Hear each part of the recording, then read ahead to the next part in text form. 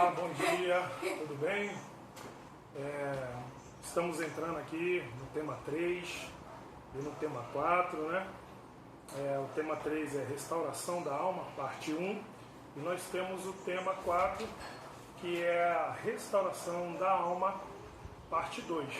Então eu te convido, pegue a sua lição, pegue a sua Bíblia, né? E vamos começar mais uma aula para a gente poder aprender mais um pouco mais de Deus. Senhor Deus e Pai, abençoa essa aula, abre a nossa mente, dá discernimento, nos dá sabedoria, Senhor, para que possamos aprender mais de Ti e entender da Tua palavra. É o que eu te peço em nome de Jesus. Amém. Vamos lá, meus amigos. Essa aula hoje vai mexer muito conosco, com a nossa vida, com a nossa alma e com o nosso espírito, ok? Então vamos lá, abra a sua Bíblia e pegue a sua lição. Uma salvação completa que restabelece a paz. Jesus veio para que tivéssemos paz. Ele disse aos seus discípulos: deixo-vos a paz, a minha paz vos dou. Não vou-la dou como o mundo dá. Não se turbe o vosso coração, nem se atemorize. Está aí em João 14, 27. Ao ressuscitar, cada vez que apareceu aos seus discípulos, trouxe-lhes a mesma saudação: paz seja convosco. Aí a gente tem a referência de Lucas 24, 36, João 20, 19, 21 e 26. Isso faz todo sentido, porque na queda o maior bem que poderíamos ter foi a paz. E lá nós perdemos essa paz com Deus, tornando-nos filho da ira, né, que está em Efésios 2,3. Perdemos a paz com os nossos semelhantes. Comprometendo o nosso relacionamento, perdemos a paz interior, experimentando o caos da nossa alma. Ao morrer na cruz, Jesus cancelou toda a maldição e abriu possibilidade para voltarmos a experimentar a vida plena, ok? Então está aí em Romanos, se você pegar Romanos 5,10, tudo isso, essa paz que a gente perdeu, afetou a nossa alma, afetou o nosso espírito. Então a gente entrou em declínio, e aí a gente entende hoje porque a gente teve tantas doenças e tem tantas doenças, tanto na alma como no espírito e mental, né? A mente do homem por causa da sua carne doentia. Então a gente entra aí no primeiro tópico. Somos seres tripartidos. Vocês ouvem sempre a gente dizer que Deus é três, né? Pai, Filho e Espírito Santo. A Trindade, nós também somos três. Já falamos disso na revista anterior, na 2, né? Mas a gente vai falar um pouquinho aqui sobre isso, só para você entender e contextualizar o que a gente vem falando, né? Nós somos espírito, alma e corpo, então nós também somos três, ok? O ser humano é composto por 3 dimensões. Esta tricotomia está revelada nas Escrituras Sagradas. Paulo nos escreveu isso, né? Eu próprio Deus de paz vos santifique completamente, e o vosso espírito e alma e corpo sejam plenamente conservados, irrepreensíveis, para a vinda do nosso Senhor Jesus Cristo. Está em 1 Tessalonicenses 5:23. A gente entende que o nosso apóstolo aqui, ele quer dizer que devemos ser completamente santificados, ok? Tanto na alma, como no espírito e no corpo. Só que a gente tem aquele velho problema, né? Como Jesus diz, o espírito está pronto, mas a carne é o nosso problema. Então nós temos essa grande dificuldade em ter a Trindade em Cristo Jesus, podemos dizer assim, porque ele consegue unir as 3 coisas, que é o Pai, ele, Filho e Espírito Santo. Você imagina Jesus na terra 100% homem, né, tendo que controlar toda essa situação sendo Deus, né? Eu deixo essa interrogação na sua cabeça para você passar a meditar como você e eu podemos ser melhor nesse sentido. E nós não procuramos ser, ok? Corpo. Quanto ao corpo, não há dificuldade de compreensão. trata-se da nossa estrutura física, às vezes na Bíblia chamada de carne, muito embora haja outros sentidos para o termo, como gente. A nossa carne, no outro termo, é gente, povo. Está em Joel 2:28, nós vamos falar daqui a pouco. Porque aqui em Joel 2:28, aqui o Senhor diz que seu Espírito derrame sobre toda a carne, vossos filhos, filhas, idosos, e aí profetizarão. Se você for ler lá, você vai entender o que Joel quer dizer. Se estivermos plenamente conectados com Cristo, plenamente ligados a Deus, nós teremos essa conexão, esse relacionamento com Cristo, né? Romanos 8:7 fala da nossa inclinação da carne para a inimizade contra Deus, porque a nossa carne, ela conflita com o que Deus tem para a gente. Poxa, é muito louco isso. A gente não consegue entender que a gente tem que ter domínio próprio. Quando Deus manda ter domínio, é nós nos dominarmos. E quando lá na queda do primeiro homem, lá em Adão, a gente teve essa queda, isso desestruturou a todos nós, porque é uma herança maldita. E aí por isso que a gente vem e quebra em Cristo, por isso que a gente faz aqui. Eu posso até usar o que o Zé passou na aula anterior. O Zé disse, por isso que nós não espargimos, nós fazemos a imersão, porque a imersão é realmente matar o velho, tirar o podre, o ruim, largar e nascer o novo, ressuscitar uma nova vida, uma nova alma em Cristo Jesus. Nós entendemos que é muito difícil, mas nós temos que fazer. Então nosso corpo receberá a imortalidade, né, que perdeu por causa do pecado, e não poderás mais ser corrompido, adoecer e envelhecer. Está em 1 Coríntios 15, 52 a 54, que fala que os mortos serão ressuscitados no corpo irrepreensível e incorruptível. Quer dizer, não haverá mais essa praga do pecado, essas dores, esse mal que afeta a mente das pessoas hoje em dia. O nosso espírito já é uma dimensão íntima e fundamental. Ele que nos diferencia de todos os outros seres criados na terra. Ele é feito à imagem de Deus. Quando nos criou, o Senhor disse, façamos o homem, a nossa imagem, conforme a nossa semelhança. Está aí em Gênesis 1:26.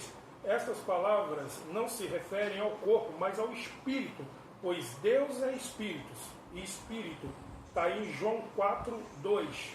No hebraico o termo quer dizer ruá, traduzido na Bíblia de muitas maneiras, fôlego, sopro, né, do ser vivente. Então nós entendemos dessa forma.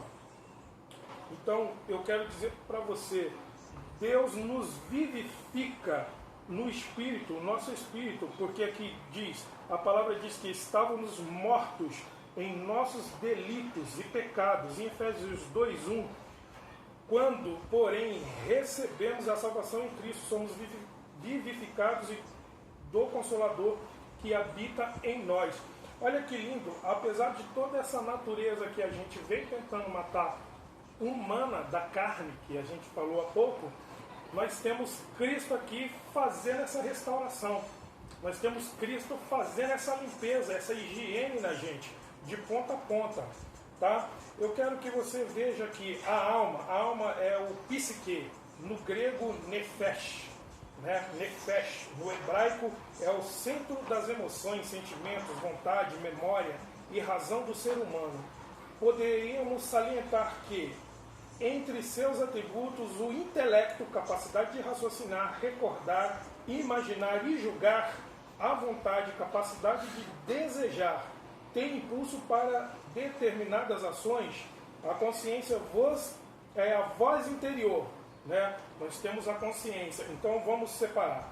A alma é o nosso psique, é o que nos faz pensar, sentir, tirar os 5 sentidos. A nossa alma, ela nos dá os sentidos do corpo humano, ok? E aí a gente tem a voz interior, que todo mundo fala, meu Deus, tem um negócio falando dentro de mim. Nós temos isso, e eu quero aqui abrir um parênteses e dizer, às vezes, quando nós entramos em dúvida pela parte do Espírito Santo que habita em nós, né?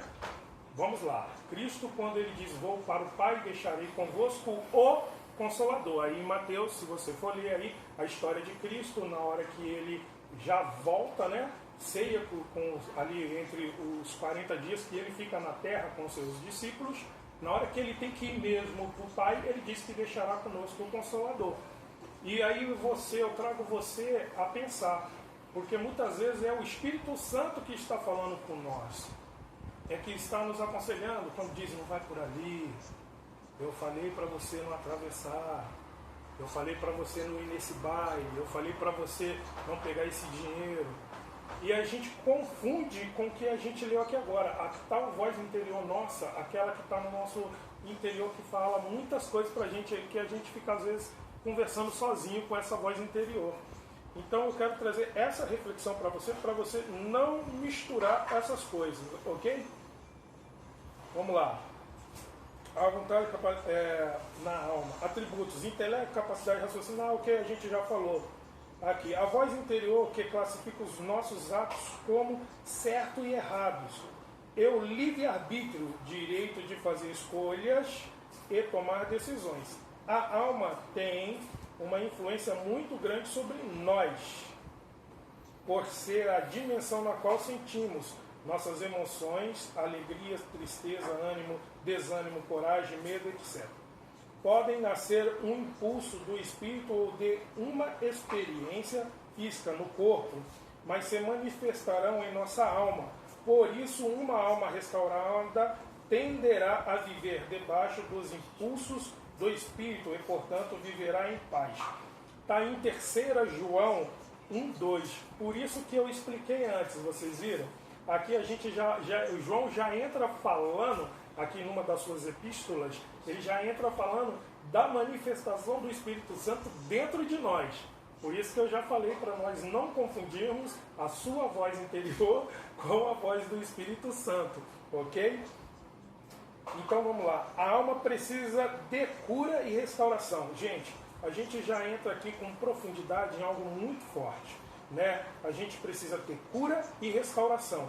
E ao decorrer da aula a gente vai destrinchar isso para a gente poder sentir a diferença e poder ter a distinção de quando é um, de quando é outro, para a gente poder viver isso e ajudar pessoas a viverem isso, né? Se o espírito já está pronto, salvo, restaurado, a alma do crente, por sua vez, está ainda, veja bem, ainda em processo de restauração. Quando nascemos de novo, isso acontece no âmbito do espírito. É nessa dimensão que podemos dizer: as coisas velhas já passaram, eis que tudo se fez novo. Está em 2 Coríntios 17. Aqui a gente entende o que Jeremias fala em Jeremias 3, o viver pela fé, né? Aqui a gente já tem a combinação, né, de 2 Coríntios 5,17 e Jeremias falando lá no seu livro das mesmas coisas. A fé dentro quer dizer, se eu vivo pela fé, eu sou restaurado. Eu acredito em Cristo, eu creio no impossível, né? Então, de fato, fomos lavados dos nossos pecados e ligados a Deus. Entretanto, a nossa alma e o nosso corpo estarão apenas começando um processo de restauração. A cruz liberou poder para que a vida plena de Deus se manifeste nessas dimensões. Então, a gente já entendeu. Quando Cristo ressuscitou, tudo se tornou novo. Para nós abriu essa dimensão, realmente esse link direto com Deus, né? Sem intermediários. Nós podemos aqui ter o exemplo aqui, por exemplo, Eva deu ouvido à serpente. Você está entendendo? E aí a gente entende que ela deixou de ouvir a voz do Espírito, como Adão. Veja bem que aqui a gente faz as escolhas. A gente falou em algumas aulas anteriores, o Zé também falou. Preste bem atenção, nós somos nossas escolhas. Olha só, até aí o Espírito Santo vem nos tratando. Até aí o Espírito Santo está nos ministrando.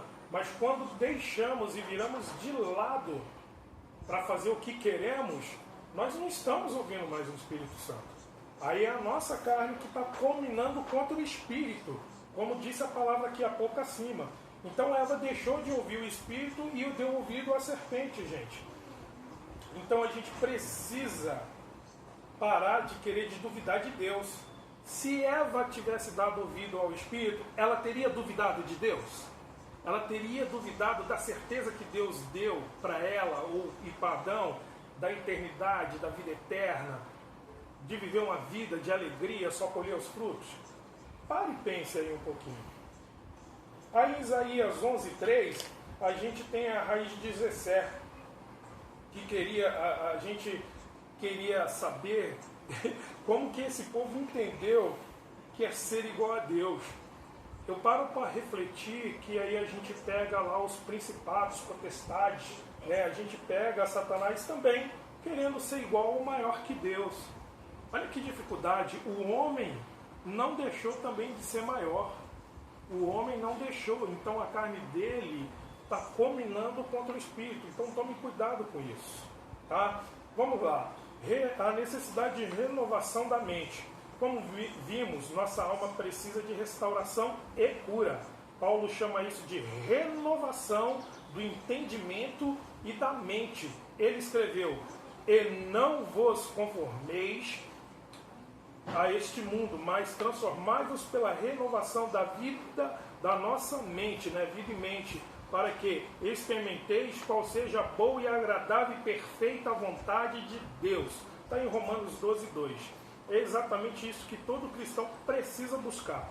Sua mente e a alma, né? E o seu espírito, eles precisam estar conectados. É o que a gente falou anterior. Conectado, ligados os três.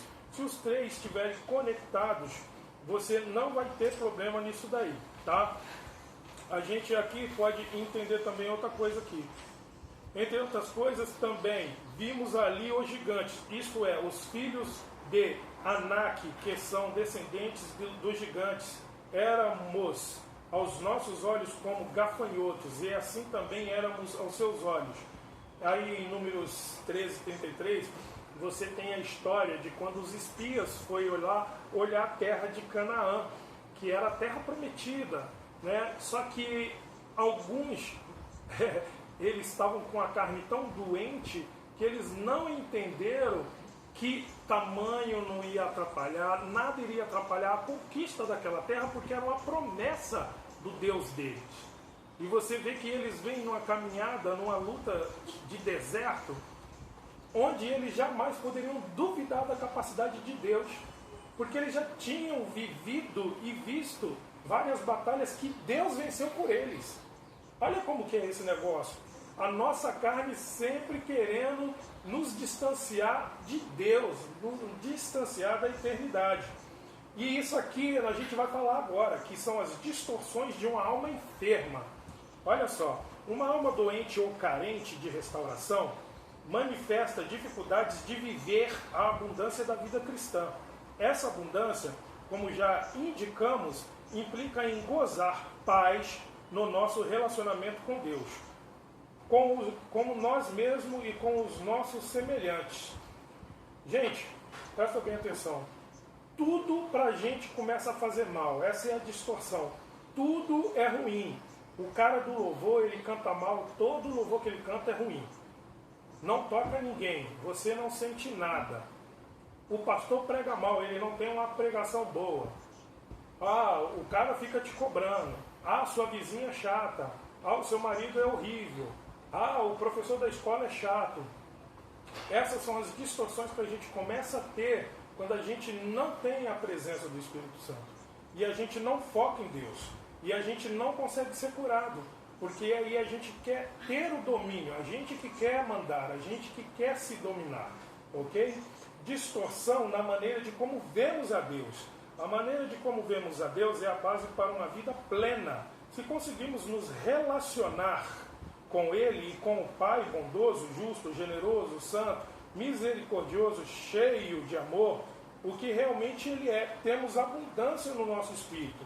Então não vamos viver essa vida de amargura e tristeza no nosso coração. Distorção na maneira de como vemos a nós mesmos. Gente, isso é perigosíssimo. Isso aí é o que a gente chama de pessoas que não sabem a sua identidade. Elas não se reconhecem. Elas não sabem o que ela é, o que ela quer e o que ela quer ser. Olha que dificuldade. É uma situação muito difícil. Olha isso. A autoestima é muito importante na vida do ser humano. A maneira como nos vemos determina as nossas reações diante da vida e a forma de nos relacionarmos com os outros. A palavra de Deus nos manda amar o nosso próximo como a nós mesmos. Mateus 22, 39. Essa eu deixo para você. Você se ama? Se você não se ama, como amará o seu próximo? Entende? Olha a nossa dificuldade hoje. Olha a nossa doença na alma, no espírito e no corpo. Está tudo doente. Se eu não me amo, se eu não sei quem eu sou, se eu não reconheço o Pai, se eu fico o tempo todo dizendo que sou órfão, eu não reconheço a paternidade divina, gente. Olha só como nós estamos doentes, o ser humano está doente. Fica aí a reflexão. Distorção na maneira como vemos os outros. Quando estamos enfermos na alma, podemos olhar também para as pessoas que nos cercam com uma visão distorcida. Podemos nos tornar pessoas desconfiadas ao extremo, doentiamente tímidas, exageradamente dependentes dos outros, dominadoras ou passivas, dependendo da vida que levamos. A figura de um pai injusto, por exemplo, pode gerar à nossa alma uma rejeição por qualquer pessoa investida, por exemplo, por gerar nossa alma rejeição. Então a gente já passa, por exemplo, um monte de dificuldade que a gente passa desde o ventre, isso a gente vai falar aqui para frente. A rejeição desde o ventre, e já estou entrando na parte 2 aqui, é que nos faz sofrer toda essa rejeição, porque nós armazenamos essa rejeição. Admitir que a nossa alma como um canteiro de obras e permitir que o Senhor trabalhe nela a nossa essência. É essencial isso, gente. Tá? A gente acabou aqui a primeira parte. Tá? Eu agradeço a sua atenção. Eu quero que você destrinche todos esses versículos que a gente comentou aqui. Tá? E todo esse assunto venha ao seu entendimento e você pratique. E você viva isso. Amém?